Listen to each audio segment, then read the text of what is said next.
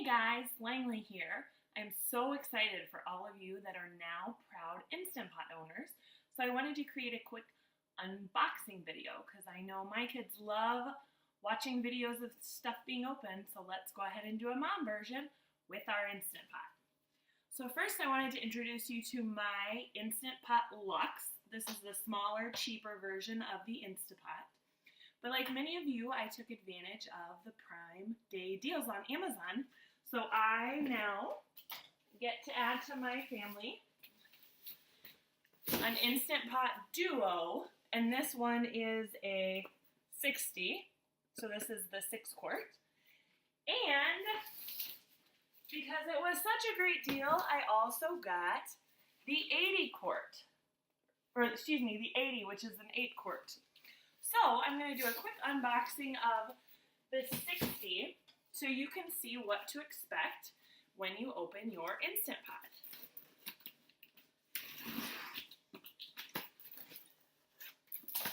Now it's almost like Christmas, and for those of you who don't know, I am obsessed with my Instant Pot. So here we have our Instant Pot. And again, this is the 6 quart. The 8 quart is very similar. So when you open it up, you have your manual and registration. That's very important. You want to keep that. There's lots of good recipes in the manual. We have some packaging. Your power cable comes separate. With the smaller Luxe, it's attached, but this one you need to plug into the back of your pot. So don't throw away your power cable.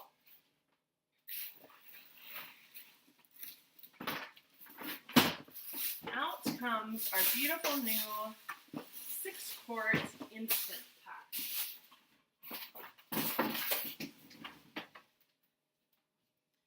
So in this case, there's a tag around the sealing button. So be sure to take that off. And so here it is sealed. So the way the Instant Pot lid works is you grab the handle and you turn, and then it releases. And I'll show you another trick as we go a little further. On the inside, you have some really nice goodies that come with your Instant Pot.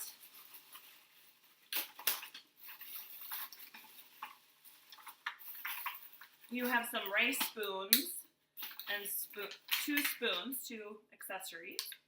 You also have a rice cup, which this is perfect for measuring out rice. I prefer using this to a traditional cup. So depending on what type of rice, usually we do 1-to-1 rice to water, but we'll do more recipes soon, so keep an eye out for that. And then you have a condensation cup that should come with this, and we'll put this on as soon as we have the lid on as well.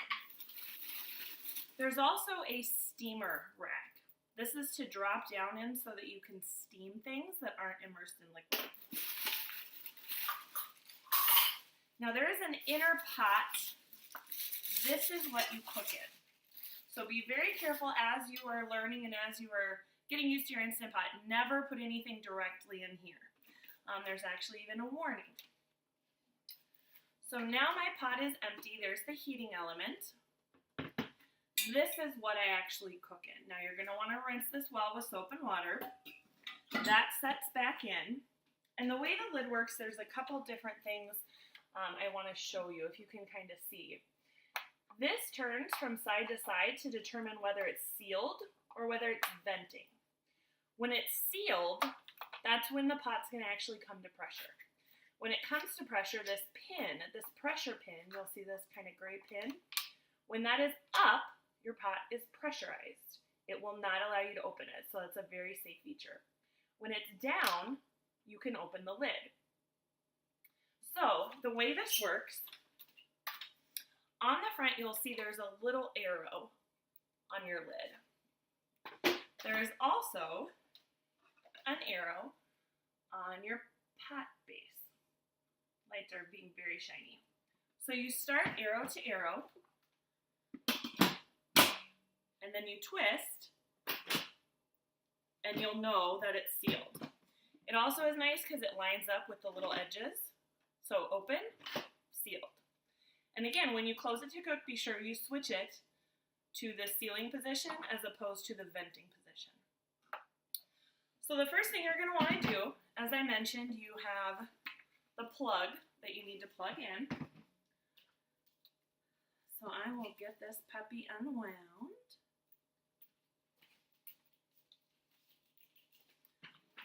So one of the most common issues is people don't get this plugged in hard enough. So give it a good shove in there. Make sure that it's connected. And I'm going to reach this to my outlet over here. You heard a beep. That's good news.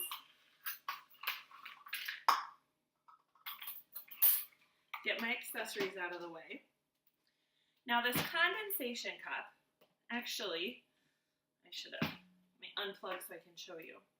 At the very back, where the lid kind of lip is, there's a spot for this condensation cup to slide right in. That's just going to catch some of those extra drips. When the steam does form and release, that condensation cup will fill up occasionally. So back to plugged.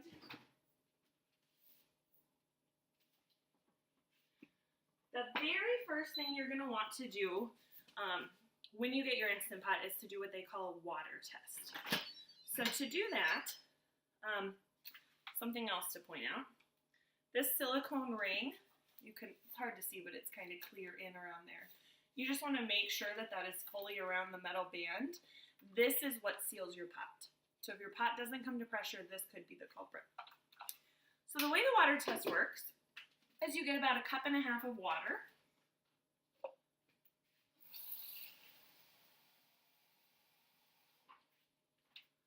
And you simply dump your water into the pot. Pretty easy, so far so good. Then you take your lid,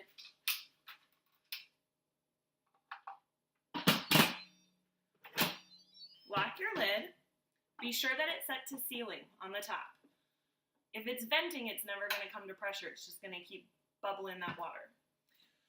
So on the front screen it says off, and we'll go over all of the options in another time. But down at the bottom you're going to have a manual button. I don't know that I can get it much closer. But when you hit manual, it's going to set to 30.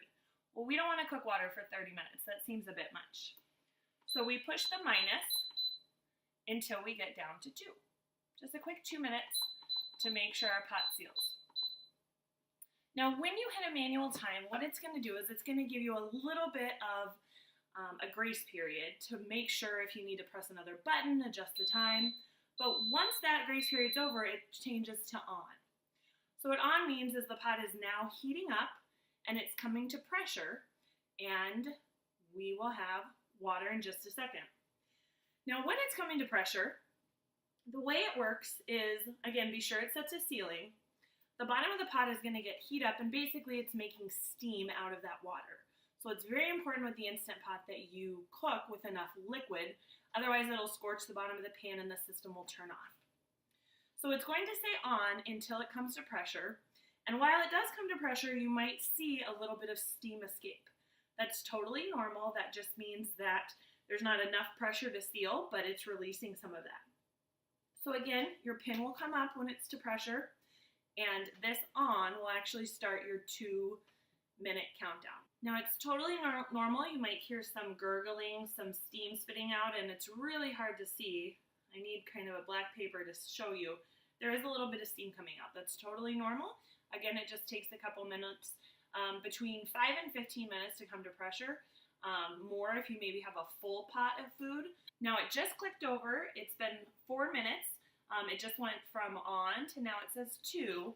And if I try to do this, you'll notice that pin is popped way sky high for the pressure, that little white pressure pin. Again, still sealed to sealing.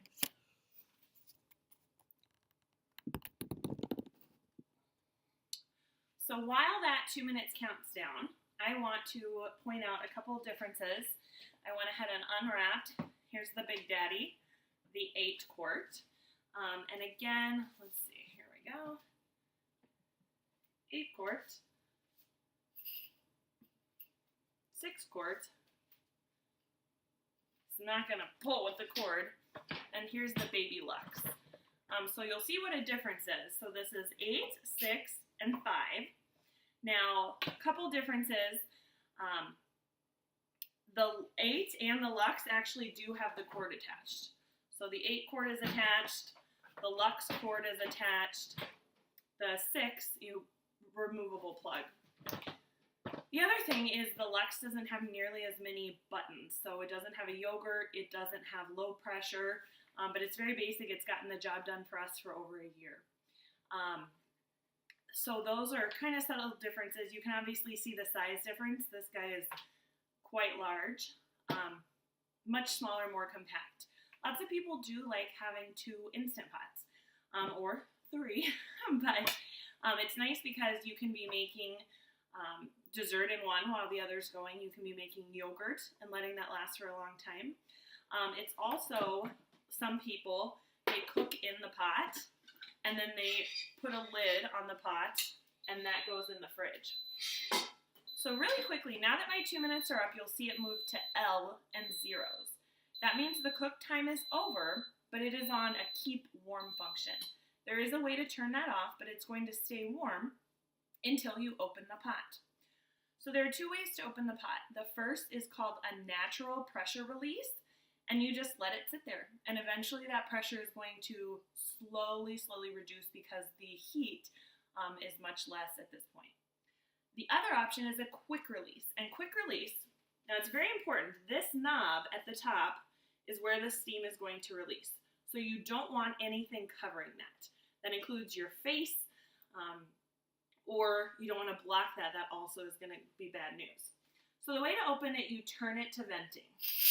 And you'll notice I turn it a little bit, and that steam releases, but you turn it all the way, and that's going to release the pressure that was used to boil the water. Now the purpose of the water test is to be sure that your pot does come to pressure. So this is a successful water test. That means that my pot is heating properly. It also means that my sealing ring is installed correctly. So now that all of the steam is released, once that steam releases, the pin is going to fall. I cannot open the lid while it's pressurized. There's lots of really good safety backups and checks in place, so you're not going to blow yourself up with this pot if you follow just the basic safety instructions. So once that releases, and again, I don't know if you heard it, that little click was the pin dropping. Once that pin drops, you are able to turn and then open the pot. Now there still might be some steam release from the pot, and I want to point out there are these 2 little holes on either side of the 6 and of the 8 where you have a nice little pot lid holder, so that's a pretty cool feature. So now that you've passed the water test, you can go out and create some delicious recipes, and I'll see you back here for some of those.